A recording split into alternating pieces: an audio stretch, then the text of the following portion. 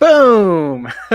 Welcome everybody. How's everybody doing? How's everybody doing? Hopefully, a lot of you guys are staying busy out there. You're getting work. You're traveling. You're doing what you got to get done. A lot of things happening right now in the industry. So thank you for tuning in with us. Scott, what's up? I see you. Oh, you're all the way out in Naples. I like that. Hey, I'm in Naples too. So we got some special guests with us tonight. We got two special guests with us tonight, and obviously, as always, and every night, you are welcome to join us live. And I will drop the link in the comments for you if you want to join us on the live side here, be part of this conversation. Tonight, we're talking about traveling techs. So it's kind of a topic we did about a year and a half ago. I also posted some stuff in the description from Chris Loss, who did a very good article, kind of description of that, and some stuff I'll maybe reference on a little bit later today. But this is a really good topic coming out right now, especially out of what just happened with the pandemic. To kind of, everybody's in a new state of mind, a new frame set, and families become very important. But we still got to make money, and there's a shortage of labor, and there's a demand for techs, and the techs that are in demand, yourselves and me included, and everybody else out there. We're flying to where we got to go to make that money, and our clients are flying us out there because they need us. So this is a very good topic to bring up right now, especially coming out of what's happening and with all the kind of hecticness of what's going on. So before I dive too into this, obviously I don't want to take up the spotlight here. Let me bring up our first guest tonight, Luis Rivera from LRAV. How's everybody doing today? It's good, man. It's good. So Luis, before we dive into this, why don't we tell the audience a little bit about who you are and what you're doing now?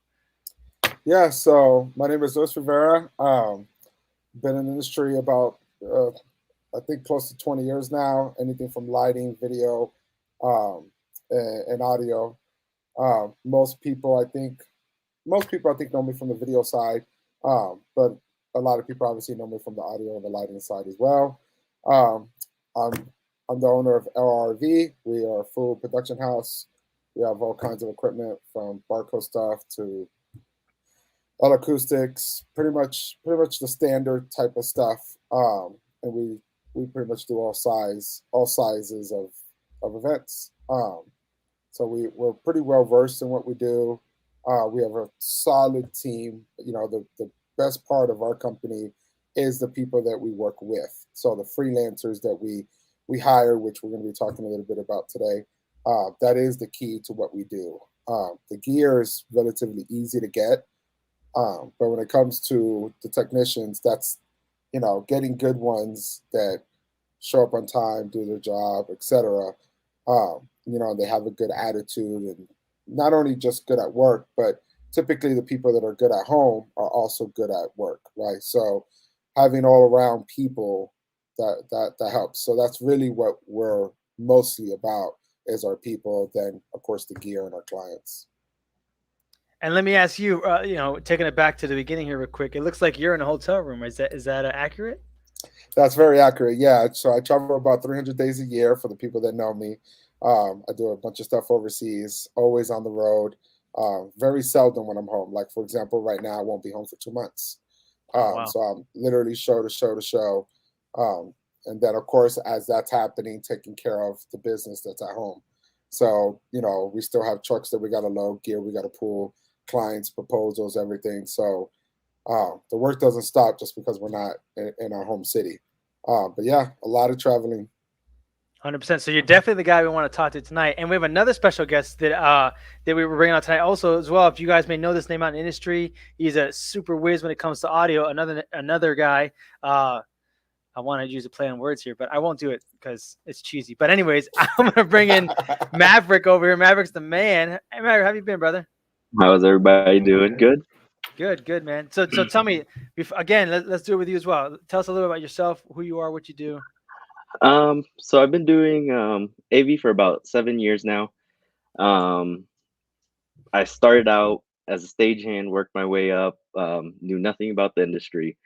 Um, my dad, you guys might know him as Rick Mora. Been doing it for 20 years. He got me into the industry, and then I kind of liked it. First time I picked up an XLR, I didn't know what it was, but here we are today. And it's it's the way I've grown. It, what do you say? It's crazy the pace that I've grown in the past 7 years, and the people that I've met.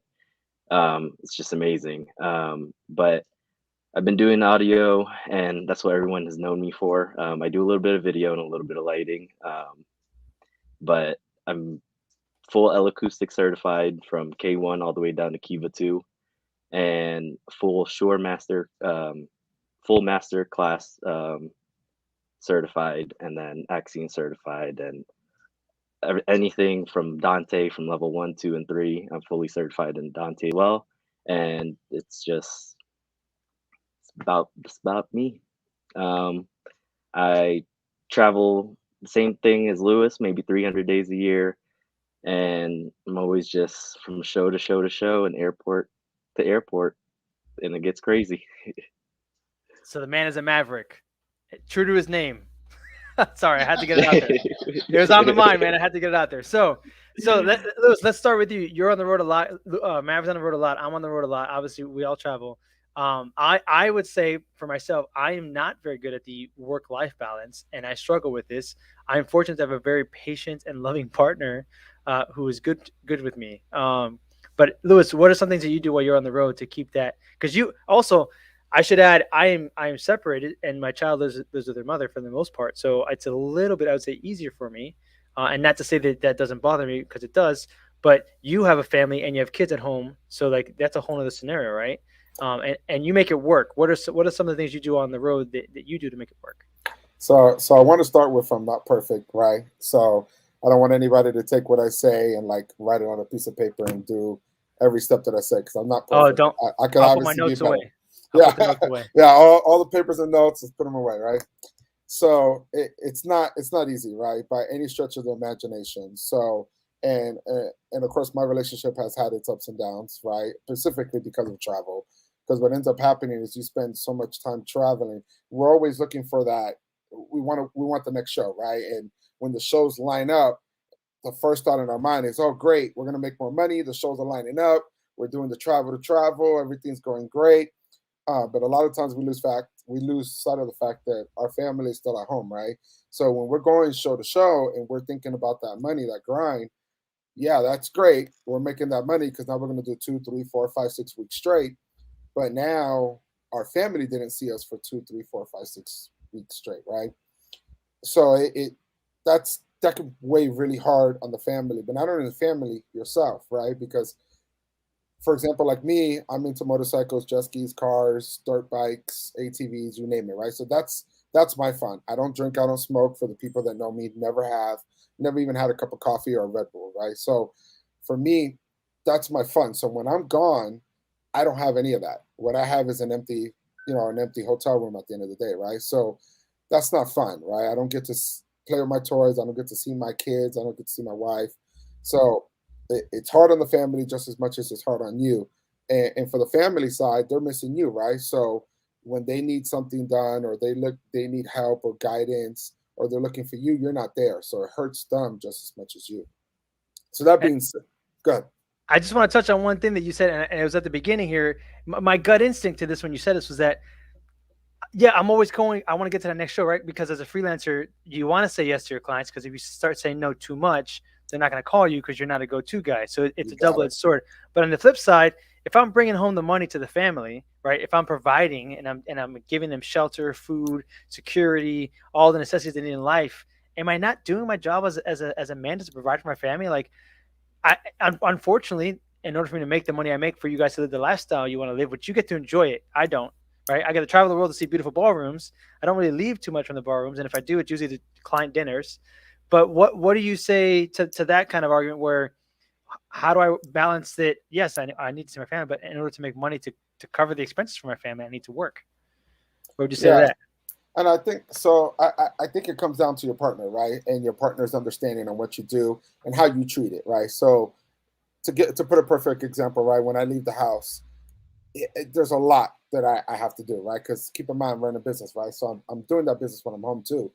But when I'm about to leave, you got to use a little bit of common sense, right? So obviously, the dishes or the garbage or the cars or whatever jobs you do, because I don't want to say that it's every guy's job to cut the grass or change the oil on the car, right? Everybody has their different things based on what their partner's needs are, right?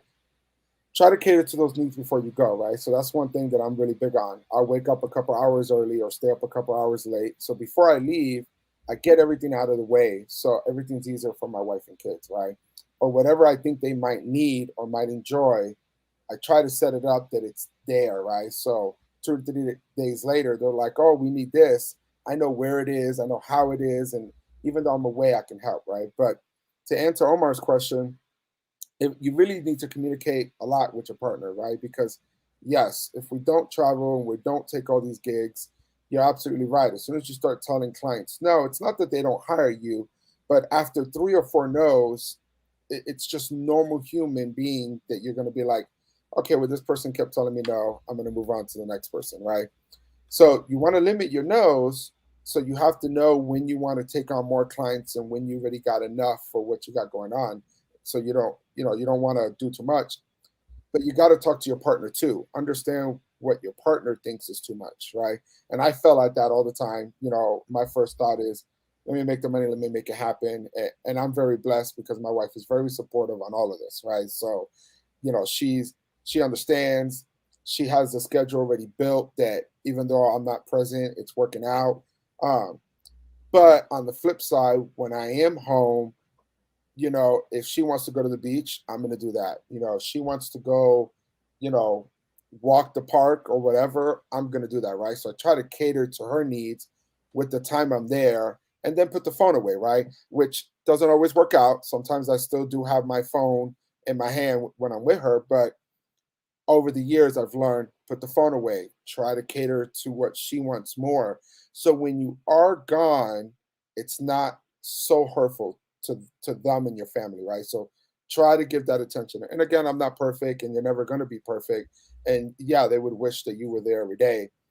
But you got to try to communicate and listen, right? So when they say you've been gone a lot or we really miss you, you need to try to balance it out or figure out, you know, maybe you don't take one show, right? I, and I know that sounds crazy. Everybody's going to be like, well, who's going to say no to a show when they're available, right? That's not too many people can say they've done that. But, at the end of the day, if you get sick or you get hurt or something happens, then what? The work's going to keep going with or without you. Your family is going to struggle, right? So that's where we got to play that balance.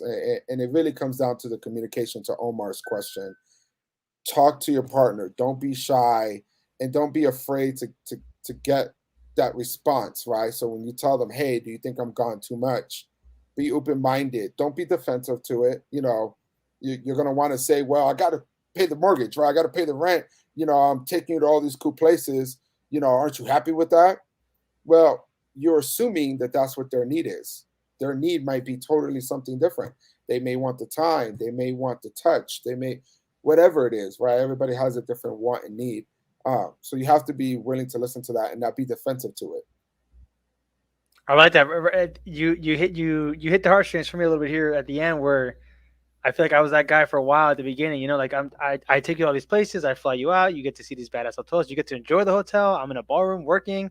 I get off, I either go eat and I go to bed, or I go to the gym, go to bed. Like, it's not the same experience. And you're right, it came down to communication. And one of the things that I think is taken granted for nowadays is that we have these phones with Facebook Messenger, iPhone, WhatsApp, that you could FaceTime your partner now, and ability that wasn't available 10 years ago.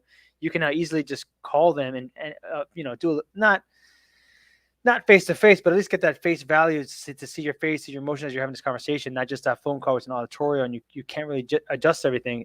That's an advantage that I think guys don't take advantage of. And my daughter and me, something Vic had said here that they caught my attention.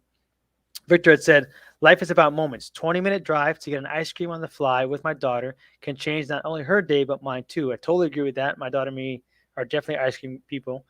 Making more moments since COVID for them. And for me, it's like there's tons of times where I will, rush home, even though I have to be somewhere else, for 6 hours just to take my kid out to go eat or get some ice cream or do something. And, it's hectic to plan out, but I'm sure my daughter appreciates that. And I wish I could get more time with her sometimes, but luckily she understands, daddy has to work. And I wish that wasn't the case, because obviously the kids always, they make it hard to leave. But let's get away from kids for a second and bring Maverick into this conversation, who is kidless, but has a partner, right?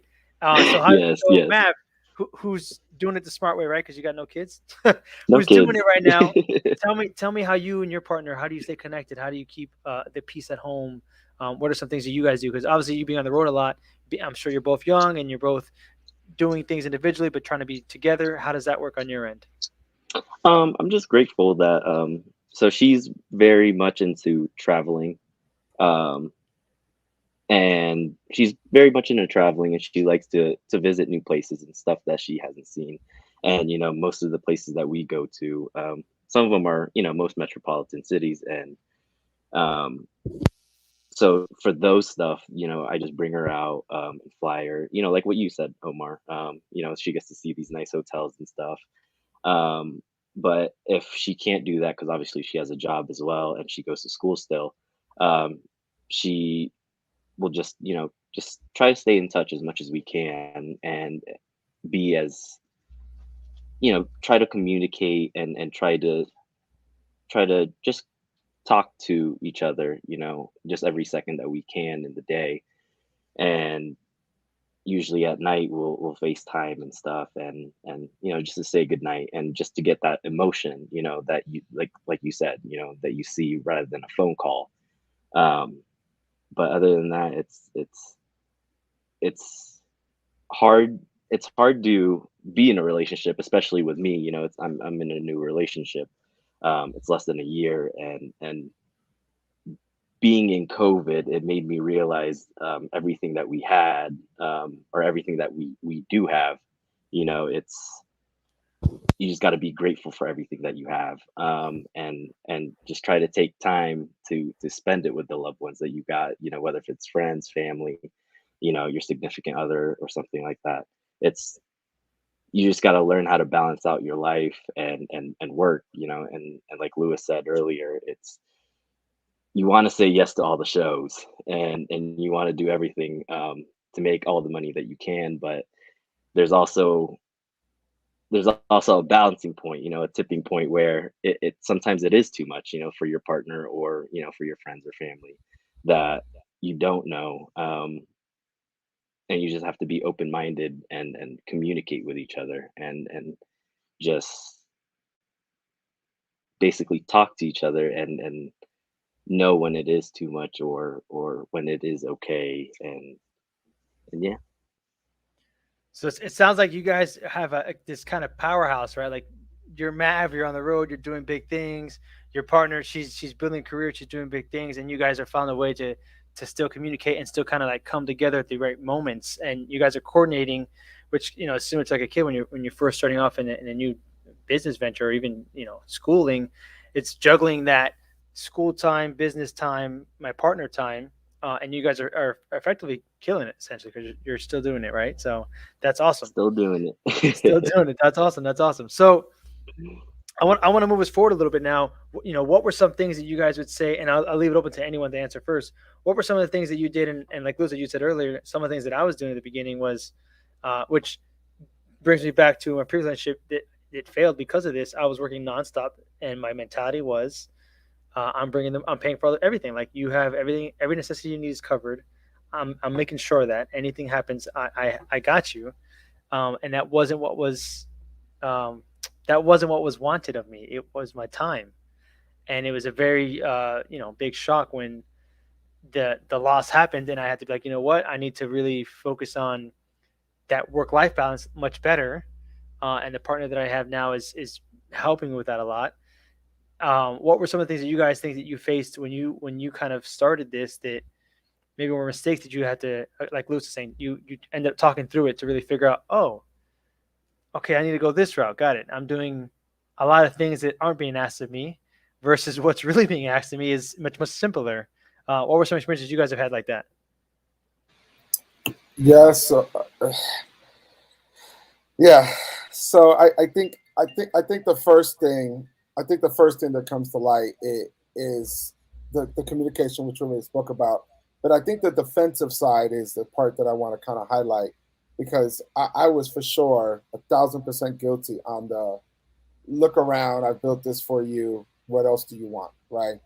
Um, so your mind doesn't want to accept anything that anyone says, right? Because it's not even just your wife or your kids, right?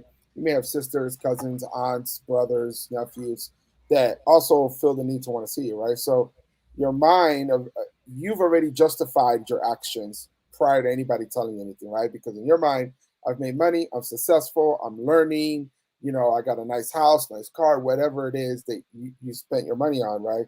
So because your mind has justified all these actions, as soon as anyone tells you anything, you're like, hold up, this is what's going on, right? So I think the biggest thing is to be able to tell yourself, okay, hey, there's more to this story, right? So that gives your wife or your kids or whoever the opportunity to tell you, hey, this is what's going on, because part of their job is to support you, right? So if you say, hey, I've built this castle, what else do you want of me?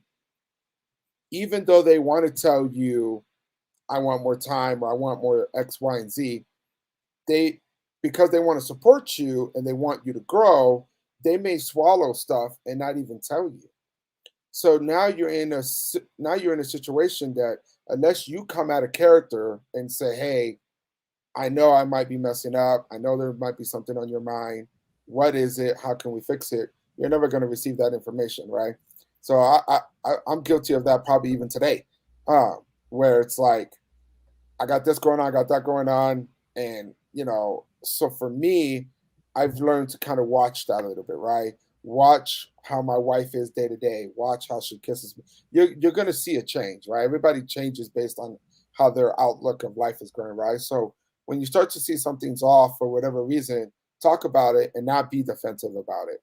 I think that's the thing that I struggle with the most. I'm very blessed, and my wife's super understanding and everything I do, right? Because I do everything from racing motorcycles and cars to you name it, right? So she supports me in just about anything I do. And the same thing with my kids. My kids are in gymnastics and dance, and they're always on the move. So that puts my wife very on the move and very independent because I'm not there, right? So I have to listen to, okay, well, like recently, she told me she wanted her car aligned, right? I could get her car aligned. A matter of fact, I already paid for a lifetime alignment for her car.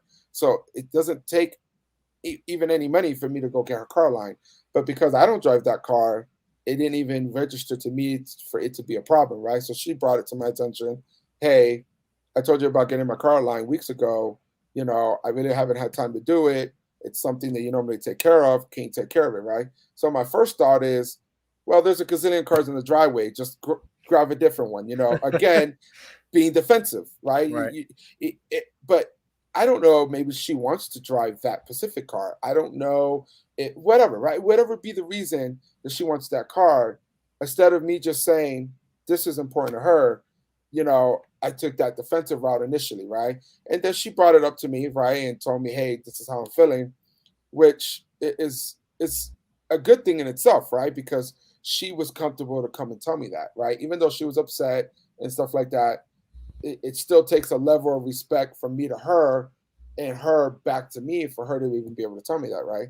So I Right. think not being defensive, taking the second to say, let me really listen. As a male, we like to say, oh, these females are crazy, right? Sure, there's a little bit of the way we communicate might be a little different, right? But their want is the same thing that we probably want. It's just how it's being delivered, right? So if you could wash away that defensiveness and stay open minded and listen to what they really want, it really helps in the traveling times, because now you may want to have more FaceTime calls, you may have more texts, you may have more interaction or send cute stuff or buy roses, whatever it be. But now because you're communicating a little better, it opens up that world. I like that, and you bring up something that it's kind of came out a lot during the last year and a half, 2 years about we as a culture are quick to listen to react and not listen to understand, and I mean, you just figured it out and saw it, right? And you adjusted. And I think for a lot of us, it's becoming more of a common topic, and it's becoming it's easy to say that, but not easy to apply. And I struggle with that myself, where my partner and me, we communicate a lot, and we're very like to your point, we're very clear on what we want from each other, but the interpretation isn't correct sometimes.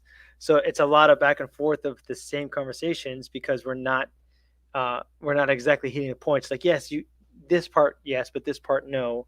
And it's like, oh, I thought I was doing XYZ because of our conversation. Oh, that's not what I meant.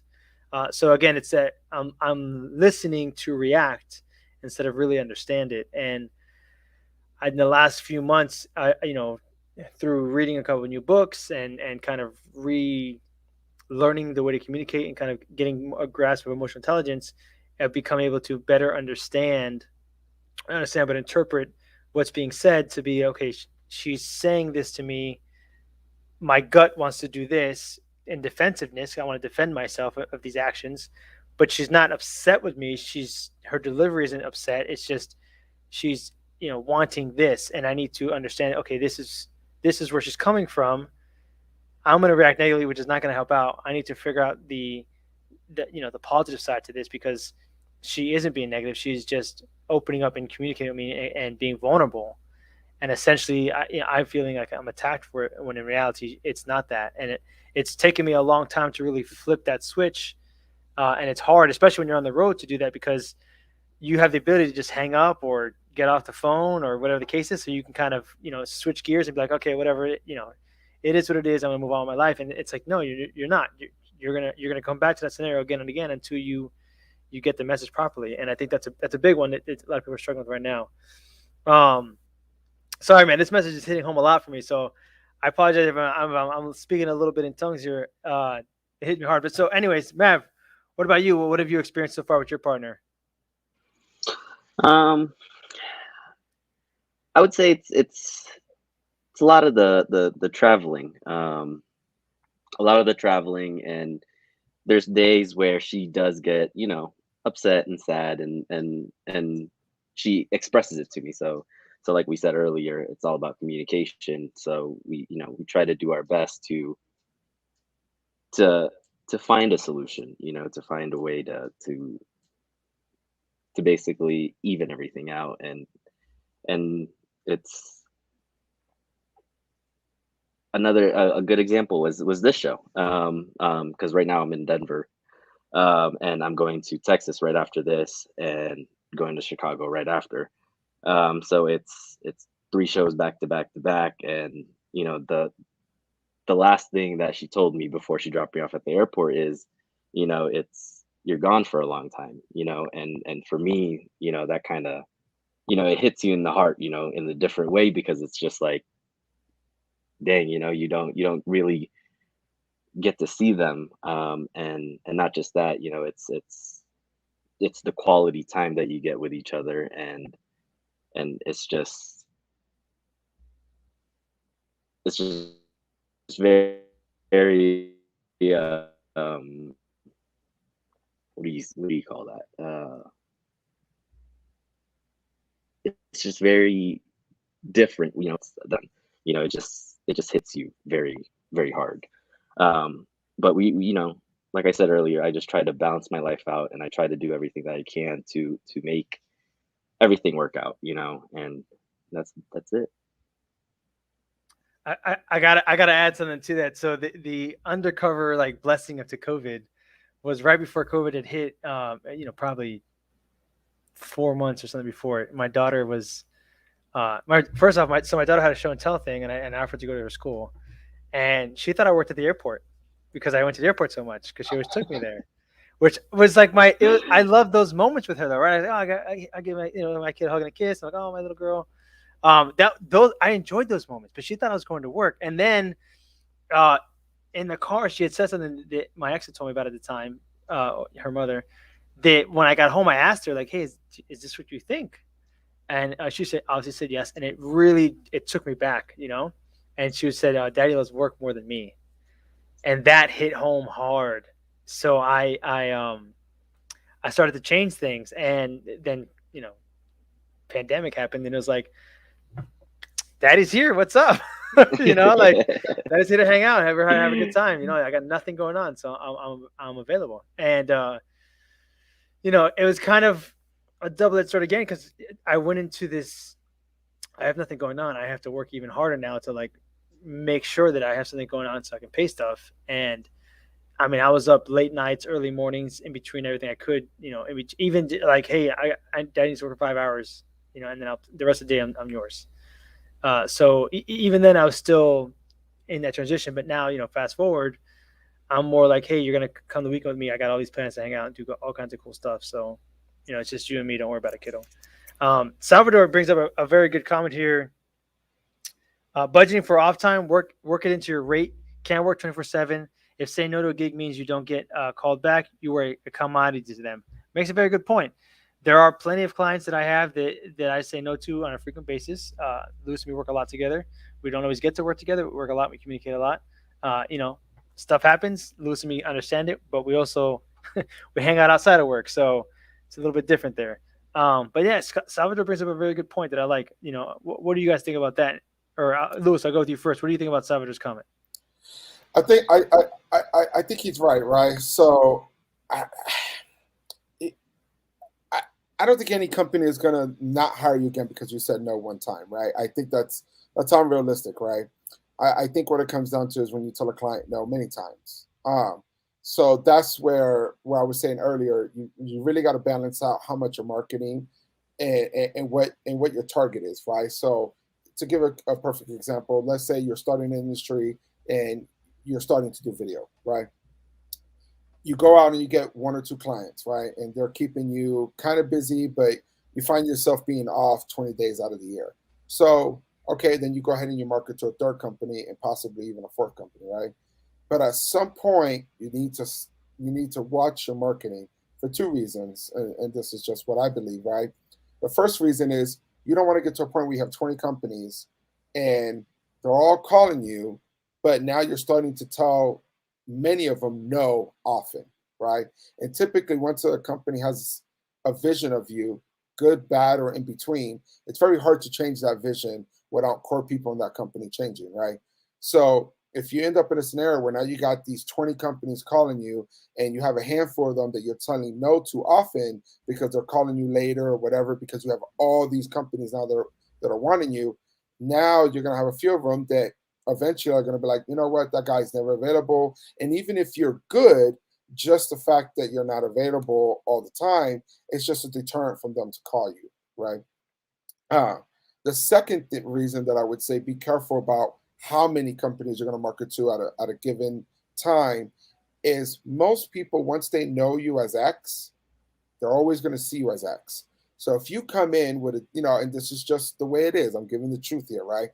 If you come in and you say, I'm a 300 a day guy, right? I can run breakouts, I can do whatever, right? Whatever that $300 is paying for. You can't come a year later and say, I'm a 600 a day guy, I'm an A1, I can run your whole general session. Their mind is not going to accept that. It may be totally true, right?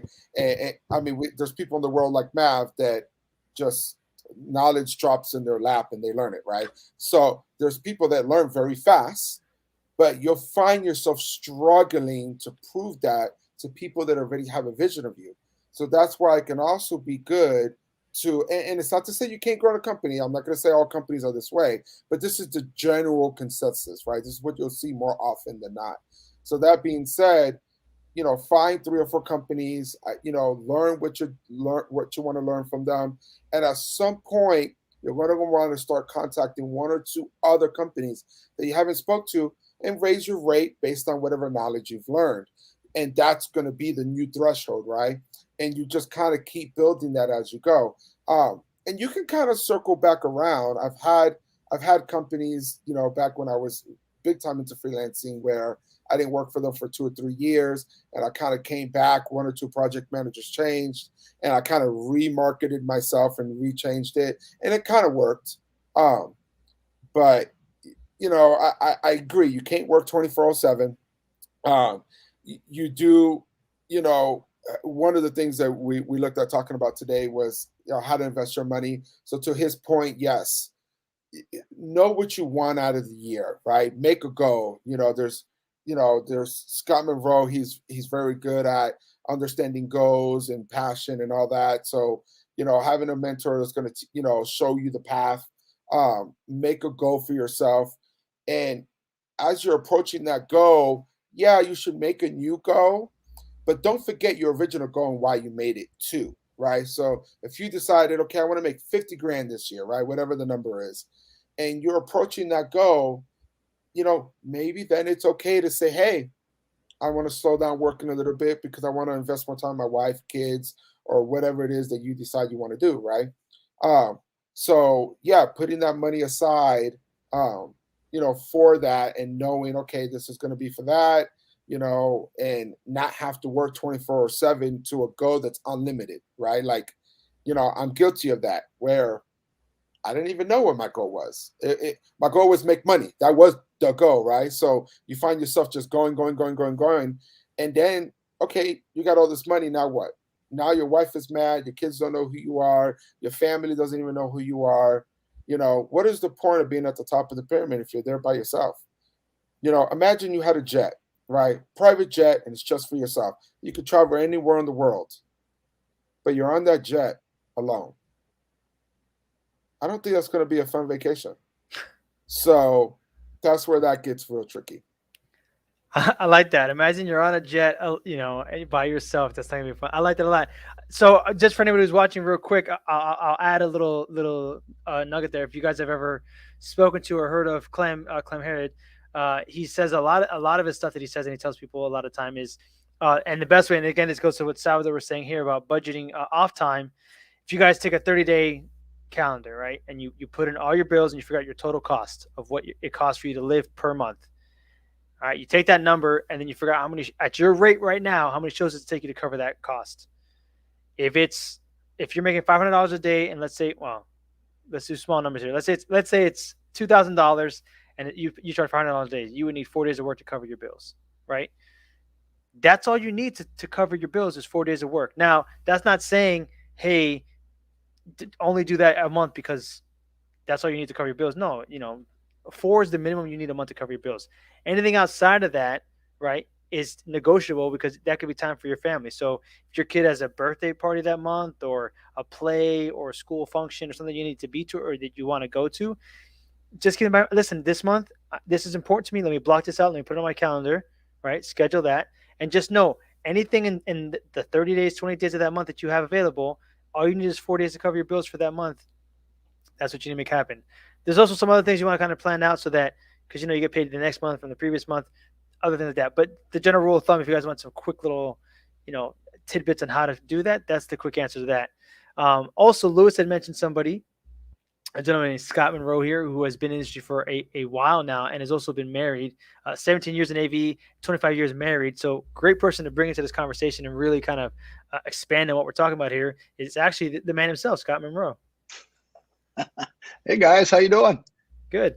I'd like to mention real quick, Scott, before I let you go, everybody here is working and traveling in this show tonight. Is that how this is running?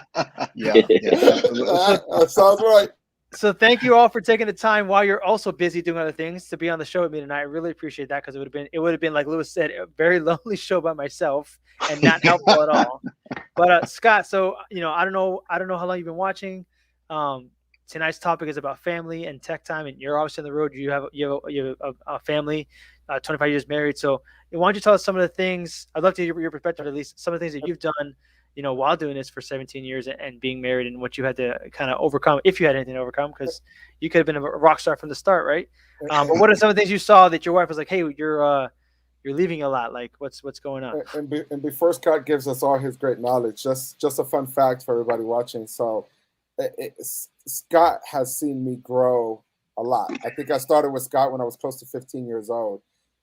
So he's one of the people I did watch. There was other people around Scott, obviously, but we've seen Scott for a long time. He's known me for a long time, so it's always great to see him, and he's a great person to lean on.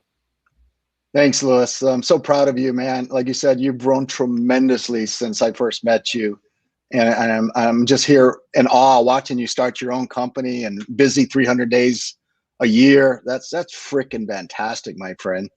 Maverick, I don't know much about you, but I do know about your dad. And what I hear about you, you are absolutely fantastic. And you being involved with Lewis and Paco and them, I think it's just marvelous for everyone. And Omar, I don't know what happened, but I kind of disappeared there. There we go. Resurfaced. God, I have horrible video. Gee, do we got a video guy handy here somewhere? I may need some help. The stream is not too cool when you're in a hotel room. But the video guy retired. He's a personality on Face now. We don't know anything. You don't know anything, but yeah, guys. Hey, I admire you, guy. I used to be in your shoes a while back, and I'll tell you, it's first of all, it's draining to be on the road 300 days a year. Just from a personal standpoint, it is just very difficult to do that, and then have to maintain a relationship on top of that. Wow, it's difficult, guys. I've been through it, and like Omar said, I've been married for, I believe, at least 25 years. I stopped counting when I ran out of toes and fingers, but it's a challenge. I will tell you. Omar touched on something a little bit earlier. Is that level of listening that we talked about and understanding. And if you think about it, your partner is somebody who is a complete foreigner to you. They have different thought processes, experiences, demands, requests, ideologies, and you have to try to coexist with this person. And that's where I think communication is the biggest key. And you heard Lewis and Maverick talk about that every night. They try to communicate with their spouse, and I think that's absolutely key, in my opinion. And this way you can notice if there's changes in personality, or, as Lewis mentioned, I caught this, Lewis, even in the kiss. And that's phenomenal that you look at that level. But very important that we look at those things, and we do everything we can to try to keep that cohesiveness and that bond together. But going on a little bit deeper into that, I think it's all about common goal. I'll give you an example. My wife and I have a common goal. We want to make sure that our family members, my children especially, are set up for success when they get older, and hopefully we can, when they jump out of the nest, that they're going to fly instead of flounder and hit the ground and end up back home. So what we've done is, instead of trying to leave our kids money, we are investing in education. We're trying to send our kids to the best school that we possibly can, and we're encouraging them to continue their education so that they can obviously go out and survive in the world. And that is kind of a common goal of my wife and I, and we have pretty much said that we're going to do whatever it takes, and that includes traveling 300 days a year if we need to, or her working double shifts or whatever it needs to make sure that we can reach that goal. So that's one of the things I think that keeps us cohesive. And it also it's all about understanding, each other and their needs. And, after 25 years, I think I've almost got my wife figured out. I say almost because she surprises me at times. But she is very receptive to the fact that, in order to make money, I have to be on the road sometimes. And in order to make the kind of money that we all make that are on this show, you can't do that in a 9-to-5 at home, with weekends off. I don't know too many people that can make this kind of money with weekends off and working 8 hours a day. So, if you want to take your family to that next level from a financial standpoint, or at least an opportunity standpoint, you're going to have to do something different than that 9-to-5. And having a spouse that supports that, understands that, I think is absolutely huge. Yeah, and Luis Torres here brings up a very good point here. Luis Torres brings up a very, I'm sure, very well-known issue with everybody here. 15 years with my partner in crime, and I still sometimes have to explain what I do. I feel like all of us have been through that, right? I recently had my partner. I had a family member reach out and ask me to do something, and I was like, I don't do photography. Like, isn't that what you do? Like, no. Yeah, that or concerts, right? Or concerts a lot. I get concerts a lot too. Yeah. But yeah, you bring up some good points here. Sorry, I got to get this out of the way. You bring some good points here, Scott, that I wanted to touch on here a little bit. Sorry, I'm lost my train of thought here. I want to touch on it a little bit though, but Scott, I wanted to ask you a question. One of the things that I see with you a lot of times is you're also managing different things, right? So you're similar to what I'm doing. You work with, or in partnership with OPAV, and then you have the GDN, which is something you do and you mentor people. So you spend a lot of your time outside of working, also working with other people in the industry to help them, kind of grow up and evolve and change and grow within the industry. And that also, and I know this as well, that takes a lot of time from your personal life. How do you manage that, and how does the wife support you or help you kind of continue that because one of the differences, like, I kind of have this schedule: Monday, Wednesdays, and Fridays I do something. But you, as a mentor, I mean, those phone calls have to be happening all kinds of hours of the night, all the time. It doesn't matter what you're doing. Someone's calling you or texting you for advice or information or feedback, and you're just, you're a giver. So you're like, let me see what I can help you out with. How do you manage all that with what you're doing? Fair questions. They really are. Lewis kind of alluded to this earlier. You're looking at different revenue streams, right? And one of my several side businesses, I do a lot of coaching. I do entrepreneurs. I do CEOs. I do people just like me and you guys. And, that's a revenue stream opportunity. So what I've tried to do as I'm getting older, I'm 58, and I can't do that 300 days a year like Lewis can do. I can, but I'm not very effective. So I've had to kind of think outside the box. And one of my heroes, and I think we all know this guy, is Andreas Jarmello. Jarmello, did I say it right? I apologize, Andreas. Don't shoot me. But I remember calling him up one day, and we have Joe Martin, who's one of my business partners. We have this huge show we do called Autodesk University, and we take up the entire Venetian when we do it. And we travel about 20 guys every year to this gig. And Andreas was part of that group until one year when I called him. I said, Andreas, we're going again, man. And he goes, thanks, Scott. I really appreciate that, but I've made a decision that I'm not traveling anymore. And it kind of struck me odd because, this is a guaranteed show that happens every year. It makes good money, but yet he is not going to travel. And when I asked him about it in a little bit more deeper detail, he says, I want to spend more time with my family. And I'm a firm believer that I can make as much money on the road as I can at home. And I'll be darned if he's not only making that, he's making more. And I kind of took that and put it in the back of my head and started to realize that, yeah, I think I can do that too. And I started branching out into all these different areas like Omar was referring to. And little do I know, not only am I making as much, I'm actually making a lot more than I was when I was traveling 300 days a year. And that's all by just diversifying and working on helping other people continue their success. I used to be that guy that said, okay, I got to be the number one dude. I got to be the business owner. I got to be the top dog and blah, blah, blah. What I realized, there was a whole lot of stress involved in that, whole lot of time away from my family. And yeah, you could make good money. But what I didn't understand is that if I help other people continue their success or help them reach their success, I get what I want without even asking. And by doing that, I'm able to be home more, to answer your question, Omar, which I'm not so sure my wife likes that anymore, but I am able to be home more and still enjoy the income, actually more income than I was in the past, just by diversifying my thought process and my revenue streams. And that's kind of how I'm doing it currently. I don't know how long it'll last, but right now it's doing me well.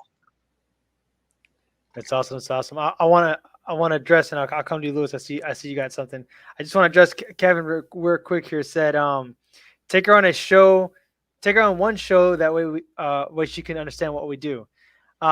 I tried that. I took her to a very nice show, apparently, that had AC, super chill gig. She ended up doing very well on PowerPoint, helping me because I had like a double kind of book thing with a presentation I had to do for something else.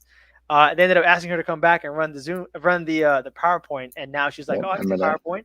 Then why don't you recommend me for that more often? So I don't know if that really helped me out or not, but I got where the intention was going to go there, because I wish I would have took to the show I did prior to that, where I was outside in the sun for 10 hours setting up stuff for a concert, and I was not loving life. But anyways, so Lewis, you had something you wanted to add? Yeah. So I think Scott hit the nail on the head. So I've been with my partner for 15 years, right? So it's been a long time, and AV for 20 years. So he hit the nail on the head. It's like he said it right.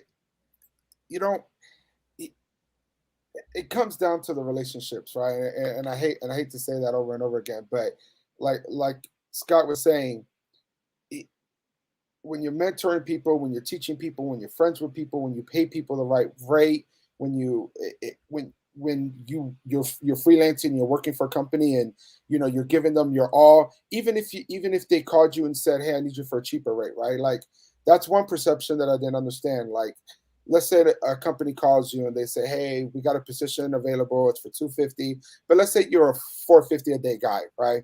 But you took the gig. Don't go into that gig and say, "Well, they're paying me half my rate, so I'm going to give half the work." Right? Give it your all every time, because you don't know who's watching, you don't know who's there, you don't know what's going on, right? And think of it as helping others, right? Train somebody else, do somebody, work with somebody else.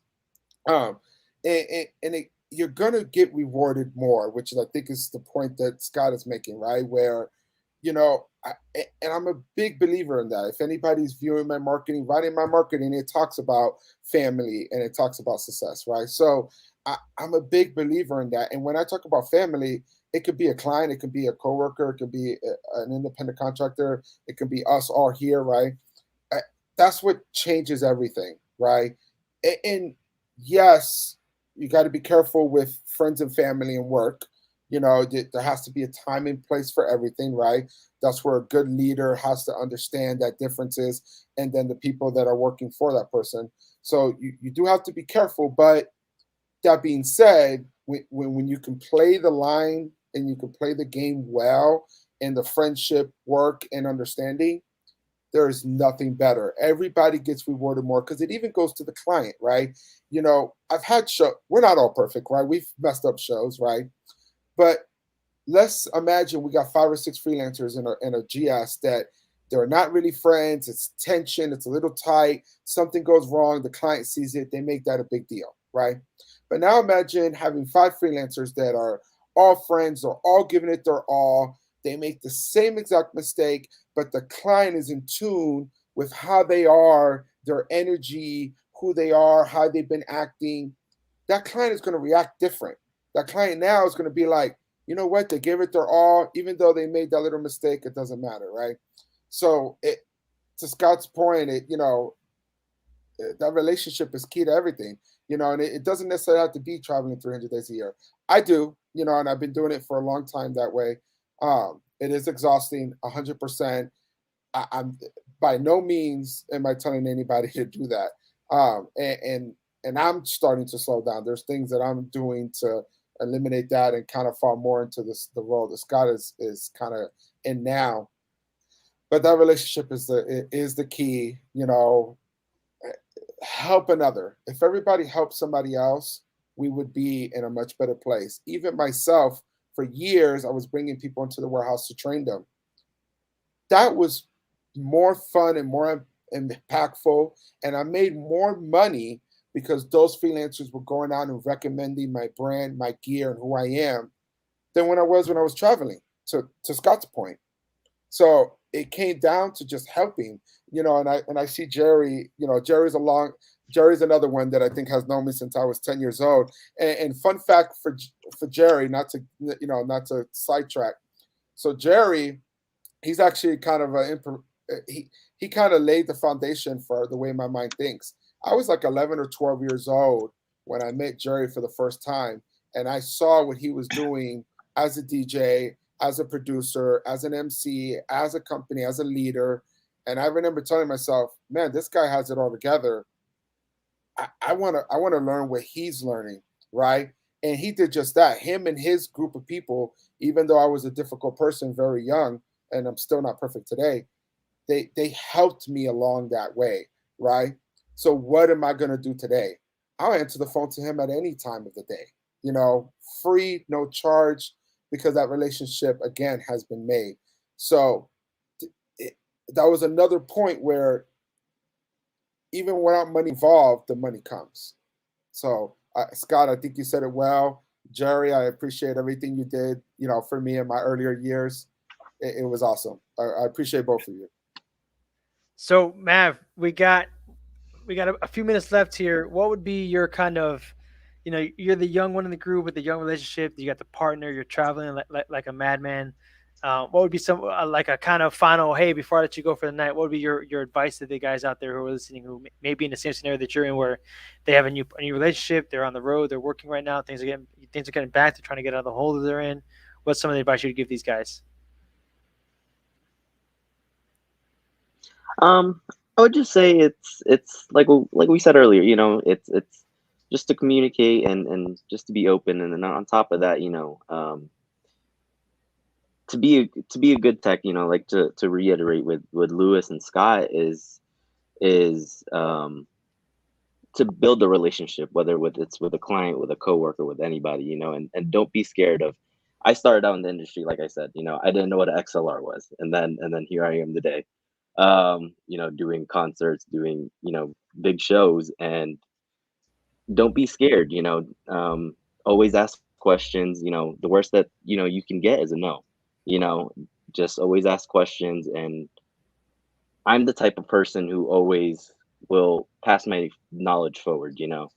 I started out and I had great mentors, and I'm very blessed for them. You know, I had Anthony Hester, who some of you guys might know, Yaron, Kevin Rosa, and he will be missed, and Yeah. he was one of my best mentor. And to this day, um, recently he called me because he told me, you know, hey, you surpassed me.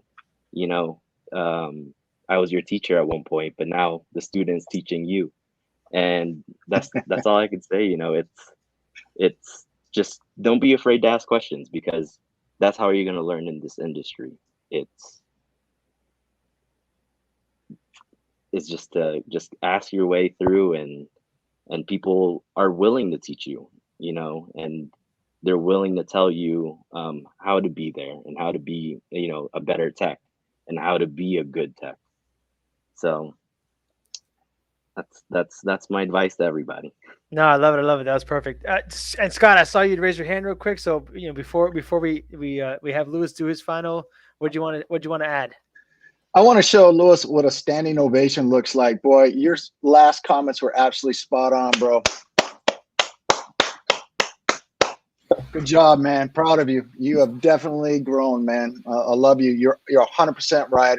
I'm going to jump off here, but I just want to say my part is, Lewis, you're 100% right. Everything we do, whether you're at work, you're at your family, or you're with your friends, it's all about relationships. The only advice I can give you at this point, if you want to continue to be successful, keep working on your relationships, guys. Have a good night, everybody. Thank you for letting me join, guys. Have a good night. Pleasure having you as always. Thank you. Lewis, last words of advice you give to anybody who's watching. I think at the end of the day, be open-minded. Don't be defensive. Tomorrow's going to come, you know, and sometimes we get caught up in trying to solve it in that moment. Tomorrow's always going to come. Be calm. In my earlier years, I was very aggressive. I thought the world was against me. I thought it was an uphill battle that I had to do alone. You don't have to do it alone. There's people there. There's a lot. I'm surrounded by a lot of people. Jerry's a perfect example. Scott's a perfect example, and many people like Paco, you know, that took me along the way, you know. So I want to give a shout out to Paco, you know, Paco Lopez, Pro AV. I'm very in bed with them. You know, we still, even though there is a company that got created, we're still tight. We're still very close. He's my uncle. I love him. You know, there's people like Kevin Maldonado. He's writing now. Great guy. Omar, great. Everybody's great. Sweet guy. There's more work than there is us. I promise you that. Don't try to screw the next person. If we all come together, we all teach each other, we're gonna make more money, just as Scott said. We honestly are. I didn't see that in my earlier years because I was more in the competing stage.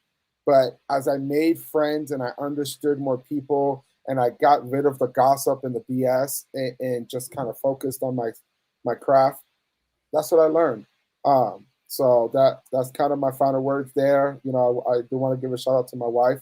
Without her, I wouldn't be able to make it happen. And obviously my kids, and you know, and all my family everywhere from New York to Puerto Rico. I love everybody, and don't be afraid to say you messed up and I love you, just like Omar. I love Omar. I love Maverick. Maverick was being very nice today. Maverick is definitely at the top of his game, by far. If anybody knows me, I would like to say that I'm pretty good in audio, video, and lighting. Maverick will probably run circles around me today in audio. So he's very good, and Omar is great too. So I appreciate everybody. I love everybody. Thanks for chiming in. Well, we love you too, brother. Thank you for coming up and being a part of this show. Thank you for coming with the idea. If you guys, obviously who was watching tonight were aware, Lewis and me had a brainstorm. We had some ideas come up, and this is kind of what was the most kind of picked one out of two. So I'm really glad that we did this one tonight. Especially it hit home for me, and I was hesitant because I definitely struggle with this, but you guys gave out some great advice. I love it. Definitely good information coming down here. I unfortunately do not have my better half, my better co-host here, who's very good at words here. But there are some final comments here that I would love to read out to you guys and use that as a closing for tonight before we mention our sponsors. But Kevin had put some advice up here. Kevin Maldonado said, my advice to freelancers is coming into the business, and even some of the ones that have been in the business for a few years, they're not really capable of taking criticism, bad criticism. And one thing they need to understand is that the bad criticism is going to make him a better technician. I told Mike, takes all the time, take the good with the bad, and don't say you could go out there and do something and you can't. Do it, be honest to yourself, and you'll have better shots. Another great one that came in here was from Jose Centron. Your partners and kids love you and they want to spend time with you. We have to do our best to understand them. Put yourself in their shoes or heels if you are in that. But at the same time, you do have to provide. Figure out ways to involve them. FaceTime helps. Take them with you when you can and plan time off for them. Show that you love and miss them the same they do. Another one here, just before we wrap up, there was one more that was down here from Jose again. He says, another, as we know, is all the good spots are even. I'm sorry. Any other we know, all the good spots are every time I go somewhere, I think, man, I need to bring my family here. I know we all feel that way many times. I agree with you. Love all three of you guys. And there seems to be a trend there, guys. Don't be defensive. Take the criticism. If somebody's taking the time to talk to you, take it. And even if you're taking the L, take the L. Learn from it. Don't be defensive. 100%. So I'd like to thank our sponsors for the night. Thank you guys for tuning in. We went definitely overboard by 6 minutes. Thank you guys for being here, especially now that you're on the road and working. You could have been doing anything else. I appreciate you taking time to spend time with me. And again, just thank you. I'm really honored to have this conversation. I hope that I'm not in trouble. My partner's actually coming home today. Special shout out to my Amanda Brady, who is actually her birthday today. So I have a lot of stuff to do tonight, man. But I love hanging out with you guys. I really appreciate it. This was a great talk. And I'll see you guys on the next one. Take care. Take care.